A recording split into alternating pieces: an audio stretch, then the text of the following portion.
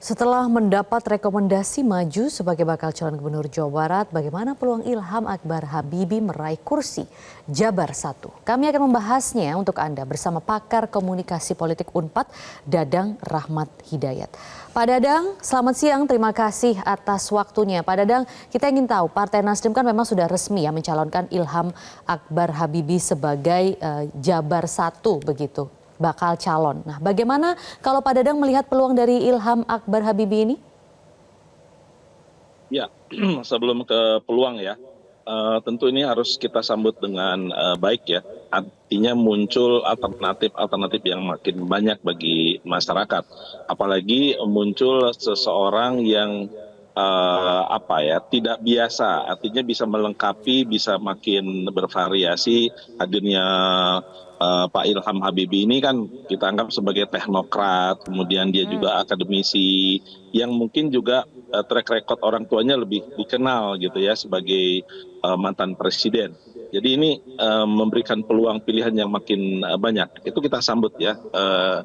Tapi kalau dikaitkan dengan peluang ada saja, tapi saya kira tidak mudah bagi Pak Ilham Habibie untuk mengejar ya beberapa calon yang sudah atau sering disebut-sebut menjadi calon di Jawa Barat ya, Gubernur Jawa Barat, yaitu Kang Emil, Kang Deddy, kemudian tokoh-tokoh yang lain lah masih ada, terutama yang dua tadi begitu ya.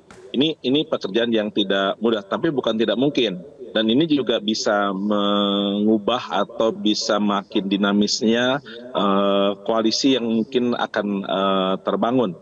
Itu saya kira peluangnya ada, tetapi perlu effort yang lebih, baik itu Pak Ilhamnya atau Nasdem dan mungkin koalisi yang nanti akan mengusung Pak Ilham Habibie. Sekali lagi nama Pak Ilham Habibie ini belum terdengar dan belum disebut-sebut, termasuk juga di kalangan masyarakat.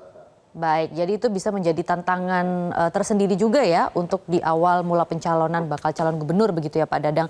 Nah, itu yang akan kami bahas selanjutnya. Jadi kalau kita lihat latar belakang dari Ilham Akbar Habibie, tadi kita sudah menyetujui bahwa ia seorang teknokrat yang memang bisa memperkaya begitu ya pilihan-pilihan warga dan juga masyarakat. Namun di sisi lain bukan orang parpol, kemudian juga ini merupakan langkah politik pertamanya. Nah, jadi bagaimana kalau Pak Dadang ini melihat hal ini?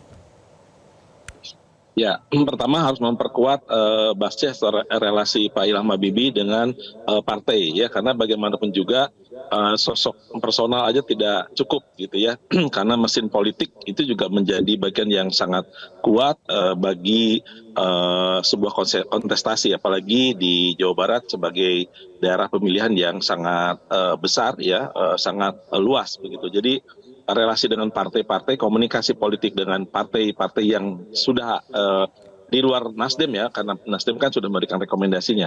Mungkin juga tantangan pertamanya adalah melakukan komunikasi politik dengan partai-partai yang belum relatif mempunyai calon yang pasti, saya kira begitu.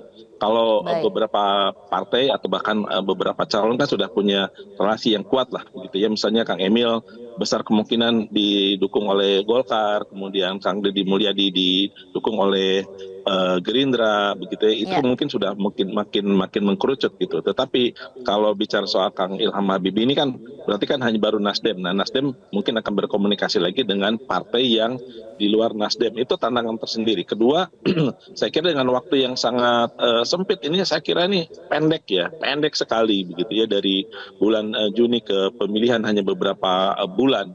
Maka sosialisasinya ini harus lebih dari yang lain begitu. Sosialisasinya harus lebih dari yang lain. Tantangannya waktu, kemudian bentuk komunikasinya, narasi apa yang akan dibangun, apa bedanya nanti narasi-narasi atau visi yang akan dibangun oleh Ilham Habibie ini. Tentu mungkin dengan latar belakang ya, tadi teknokrat, akademisi, dan juga mungkin sebagai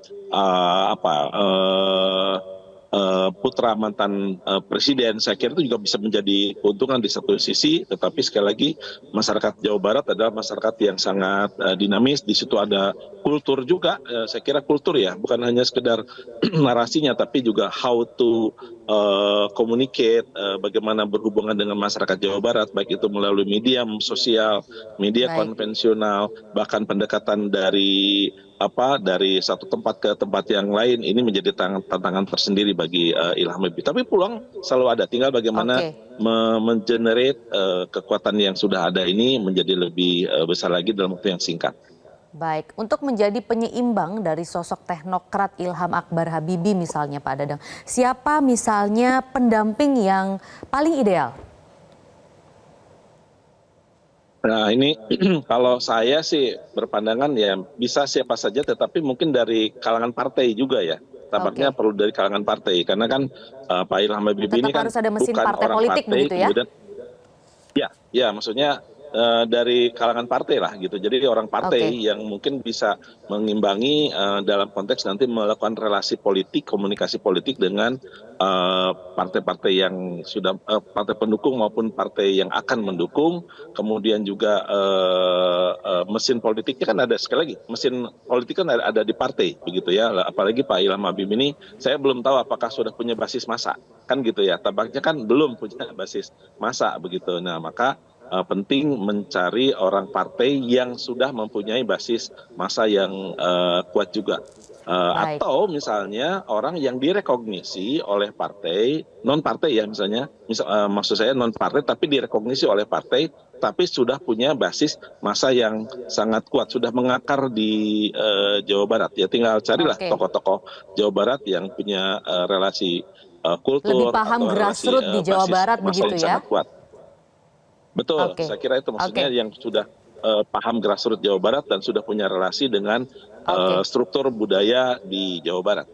Baik, satu terakhir Pak Dadang, kan visi Ilham Akbar ini ingin memajukan Jawa Barat dengan pengembangan teknologi dan juga industri. Nah, kalau Pak Dadang sendiri melihat sudah cocokkah ini diaplikasikan di masyarakat Jawa Barat? Bisa diwujudkan? Ya, saya kira Jawa Barat itu banyak keunggulannya ya, termasuk juga aspek tadi yang disampaikan ingin mengembangkan orientasi pada pengembangan teknologi, industri yang maju.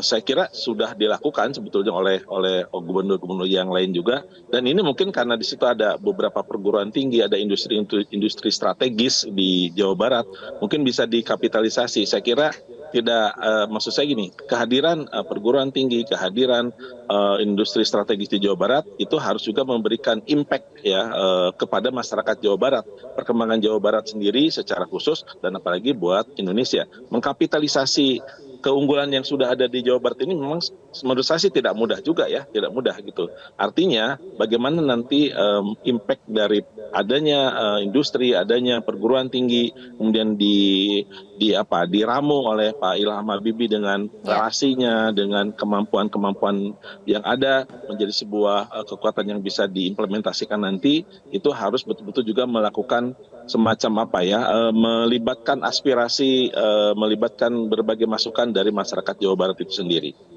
Baik, baik. Pakar Komunikasi Politik Unpad Dadang Rahmat Hidayat, terima kasih atas informasi dan waktunya di Metro Siang.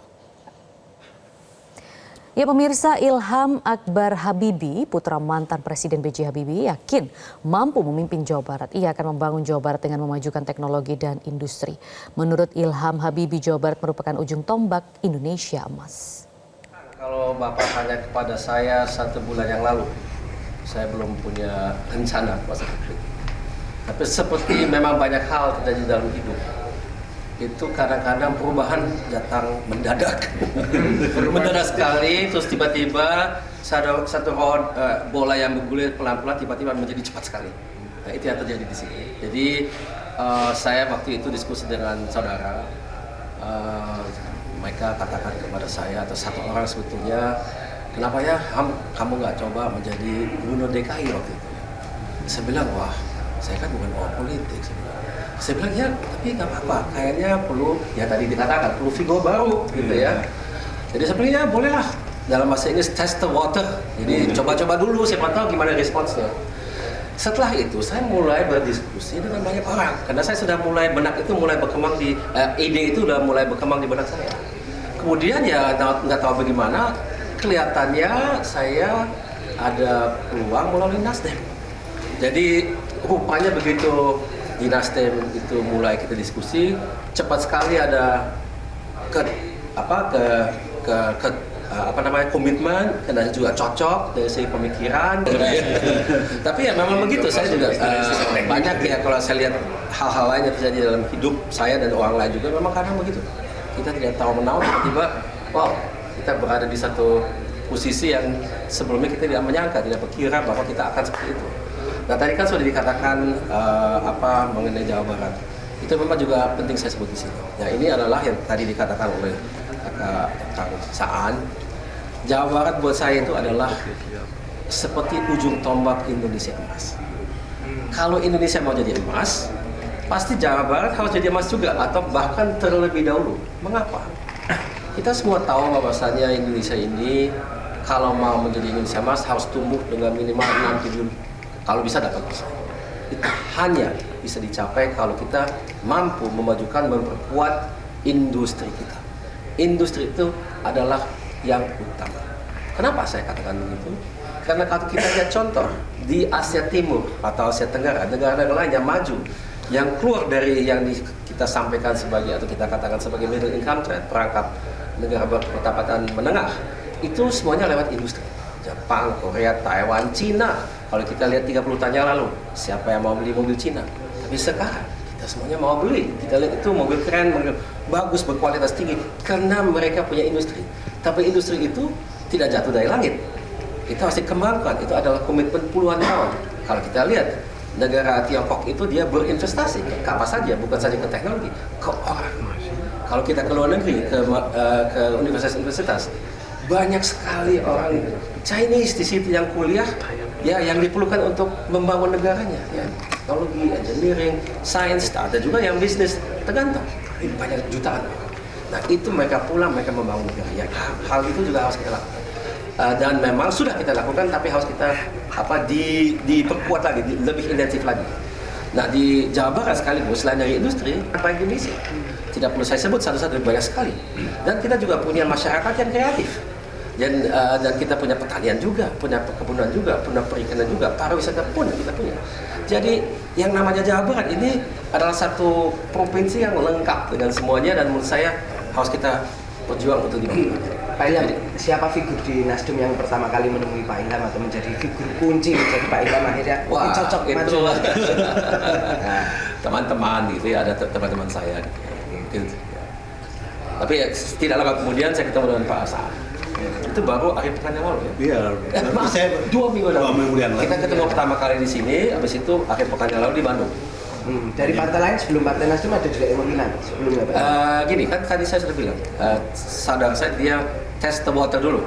Tapi dia bilang, oh ini susah, jadi saya belum seperti itu. Oke. Ya. Langsung naksirnya langsung sama Nasdem cocok gitu ya? Jos. Saya aja. Nanti kita lihat kombinasi mana yang paling dimungkinkan untuk menang. Gitu ya. Jadi itu mungkin yang saya juga patuhi gitu ya, karena itu dalam hal ini saya pragmatis ya. Yang penting adalah menang. Nanti kalau kita sudah insya Allah menang, kita bagi-bagi tugas untuk memajukan